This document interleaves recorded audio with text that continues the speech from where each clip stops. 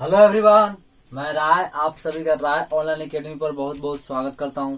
राय online academy एक ऐसा channel है जहां पर आपको क्लास 10 से 12 के साथ polytechnic entrance semester and competition का सारा स्टडी मटेरियल बिल्कुल फ्री में अवेलेबल करवाया जाता है। तो जैसा कि आज की क्लास में हम लोग मैनेजमेंट का सेकंड यूनिट का एक टॉपिक है प्रिंसिपल ऑफ साइंटिफिक मैनेजमेंट, यानी साइंटिफिक मैनेजमेंट किसे कहते हैं, है ना, इसका प्रिंसिपल क्या है और ये किस पर वर्क करता है, यानी एक का इंट्रोड्यूस किसने किया, यानी किसने दिया। तो खैर ये सब चीजें बात में है। तो आप सारे स्टूडेंट इस लाइव सेशन को फटाफट शेयर कर दीजिए ताकि हम लोग जल्द से जल्द इस लाइव सेशन को शुरू कर सकें। और साथ में आप रिप्रेजेंटेशन के लिए लाइक का बटन जरूर प्रेस कर दीजिएगा, है ना। तो चलिए आप फटाफट शेयर कीजिए और हम लोग इस लाइव सेशन को स्टार्ट करते हैं। तो प्रिंसिपल ऑफ साइंटिफिक मैनेजमेंट समझने से पहले एक एग्जांपल यानी एक स्टोरी आपको सुनाते हैं, है ना। देखिए, एक अमेरिका के एक व्यक्ति हैं F.W. टेलर, जिसको आप परिचित ही होंगे। तो F.W. टेलर एक क्या थे कि इंजीनियर थे, मैकेनिकल इंजीनियर। वो उन्होंने एक किसी कंपनी है, स्टील कंपनी, मान किसी भी कंपनी स्टील कंपनी है, तो उस स्टील कंपनी में वर्क करते थे। लेकिन उनका एक शुरुआत में जब वो गए तो शुरुआत में उनको किसी, जब मैकेनिकल इंजीनियर है तो ऐसा नहीं कि उनको एक मैकेनिकल इंजीनियर है तो उनको पोस्टिंग मिल जाएगा, यानी पोस्ट जो दिया जाएगा उसको इंजीनियर का दिया जाएगा। जब वो कंपनी में ज्वाइन किए तो उनका जो वर्क मिला, यानी जो काम करने का जो पोस्ट मिला वो था लेबर का, यानी जो लेबर जो काम करता है, जो सिंपल, यानी कि सबसे, यानी कि जो वर्क मेनली करता है लेबर, तो लेबर का काम उन्हें दिया गया। तो चूंकि ये मैकेनिकल इंजीनियर थे तो इन्होंने कई वर्षों तक 5 साल 10 साल तक करीब वर्क किया। तो 10 साल वर्क करने के बाद धीरे धीरे इनका प्रमोशन होते गया, है ना। जैसे लेबर थे तो लेबर से ऊपर लेबरों का हेड बना दिया गया, लेबर के हेड के बाद अलग डिपार्टमेंट दिया गया, है ना। धीरे धीरे लगभग 10 से 12 साल कंटिन्यू उस स्टील कंपनी में काम वर्क किए। उसके बाद वर्क करने के बाद करीब लगभग 11 साल बाद, जब वो कंपनी में ज्वाइन होने के 11 साल बाद उन्होंने लास्टली दिया गया क्या, जो चूंकि इंजीनियर थे मैकेनिकल इंजीनियर, तो उन्हें पोस्ट दिया गया चीफ ऑफ इंजीनियर। जहां भी वो इंजीनियर उस कंपनी में वर्क कर रहा था सारा का हेड उन्हें बनाया गया, यानी चीफ ऑफ इंजीनियर बनाया गया। तो सोचिए, कोई व्यक्ति अगर किसी कंपनी में लेबर का पोस्ट पर ज्वाइन किया और एक अच्छे पोजीशन पर, यानी कि उस कंपनी का टॉप लेवल में उसका पोजीशन यानी पोस्ट मिल गया, तो कितना गौरव की बात है।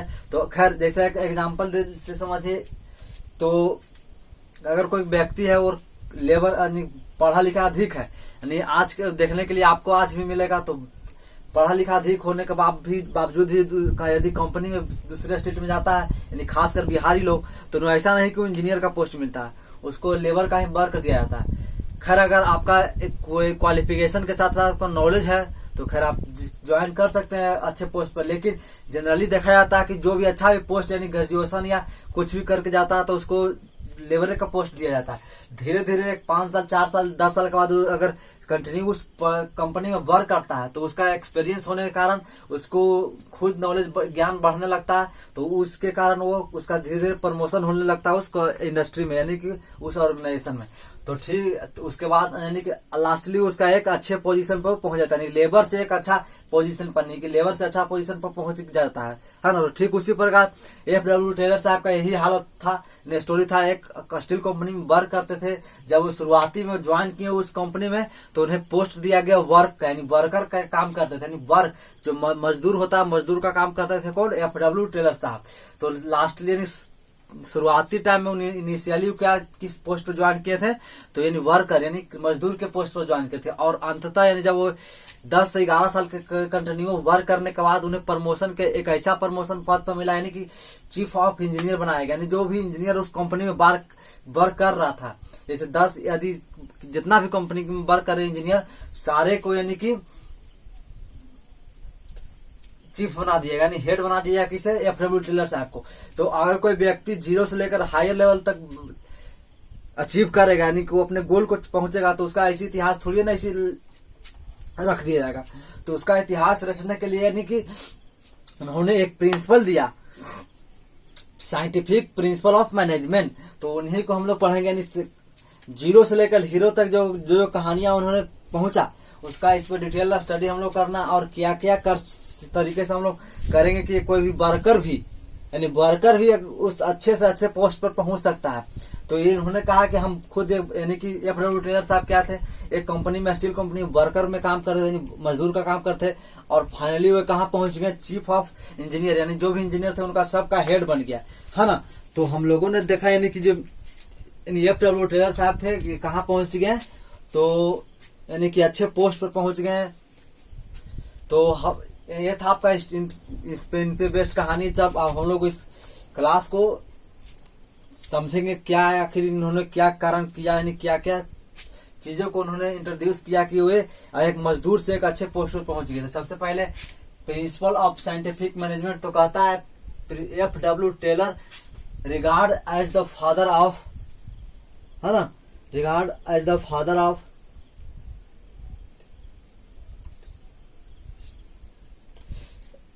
Regard as the father of scientific management, यानी साइंटिफिक मैनेजमेंट का फादर किन्हें कहा जाता है, तो F.W. टेलर साहब को, क्योंकि ये भी जो प्रिंसिपल दिया गया साइंटिफिक प्रिंसिपल का, है ना, मैनेजमेंट का, वो किनके द्वारा दिया गया, तो F.W. टेलर के साहब था। तो कहता है F.W. Taylor was an American mechanical engineer, यानी वो एक अमेरिकन व्यक्ति थे जो मैकेनिकल इंजीनियर थे, है ना। तो mechanical and working at Midway valve steel company. तो ये याद रखिएगा, ये मिडवे वाल्व कंपनी जो आपको बताया कि मिडवे वाल्व नाम का एक स्टील कंपनी था, वहां एक वर्कर के तौर पर काम करते। देखिए, एज ए वर्कर यानी लेबर के काम, यानी जो मजदूर का काम होता है, यानी कि जो लेबर का काम कर रहे थे, यानी ये मिड वाल्व स्टील कंपनी में किस पद पर थे शुरुआती इनिशियल टाइम में, तो एक लेबर का पोस्टिंग उन्हें दिया गया था। लेकिन बिकम्स, यानी कुछ दिन के बाद वे क्या बन गए, then becomes a chief engineer in the company, यानी उस इंजीनियर इस, यानी कि फाइनली बिकम्स तो क्या बन गए, तो उस कंपनी में चीफ इंजीनियर बन गए, यानी कि जो इंजीनियर का हेड हो गए।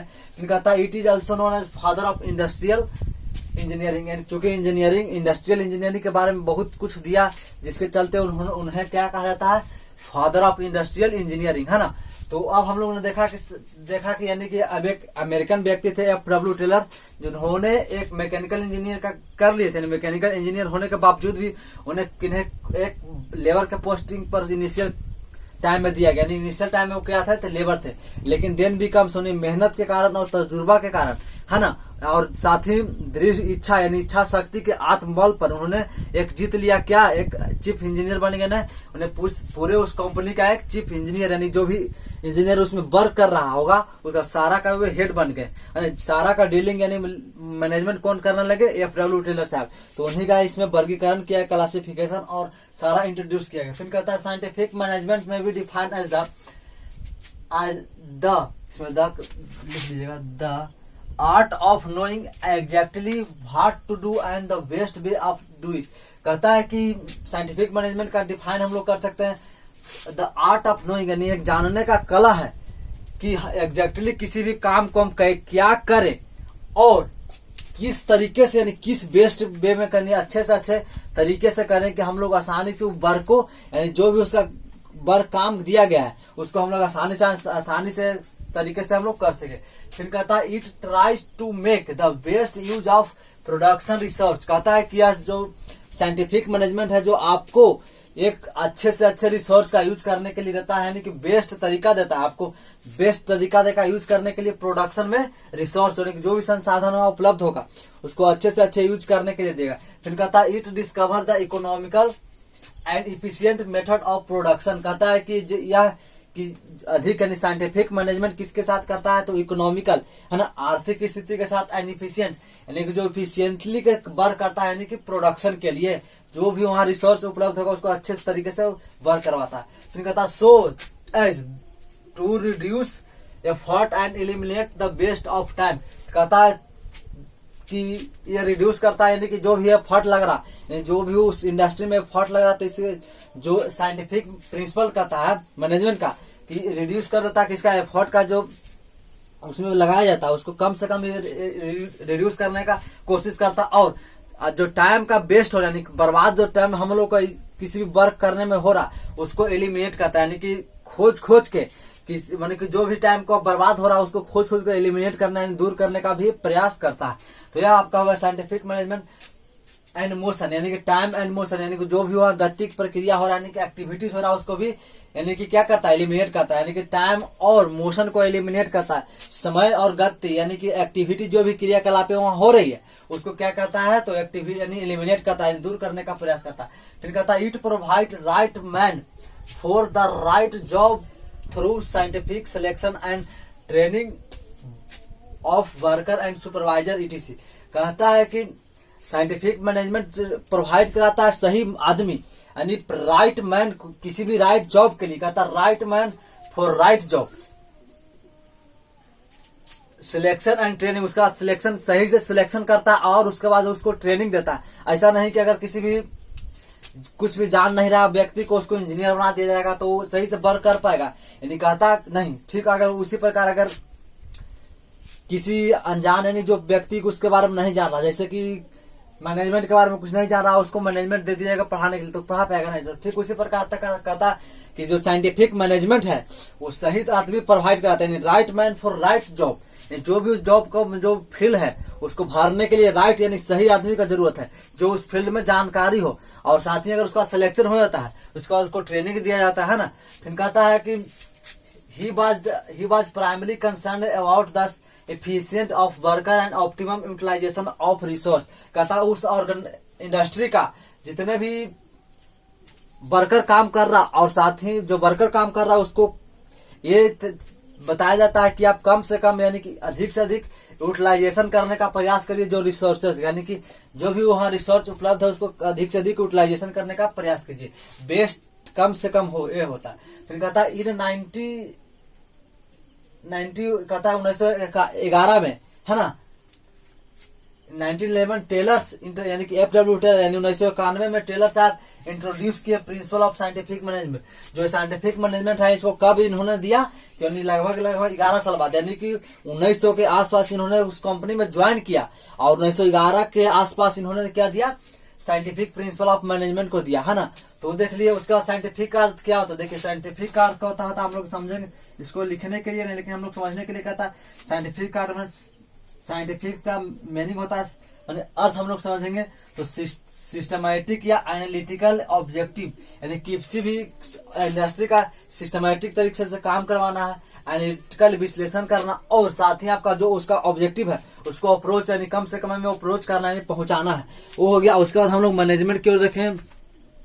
मैनेजमेंट का आप लोग जानते हैं कहता है कि art of getting the work done through the other, यानी मैनेजमेंट कहता है किसी अलग पीपल के द्वारा उस वर्क को का अधिक से अधिक अच्छे से अच्छे वे में कराने का तरीका है जो मैनेजमेंट कहलाता है। तो ये था आपका प्रिंसिपल ऑफ मैनेजमेंट, जिसको हम लोग साइंटिफिक मैनेजमेंट जिसको हम लोगों ने समझा। उसके बाद ये आपका सेकंड यूनिट समाप्त हो गया। अब हम लोग इसका थर्ड यूनिट में इंटर करेंगे। तो ये आपका हो गया।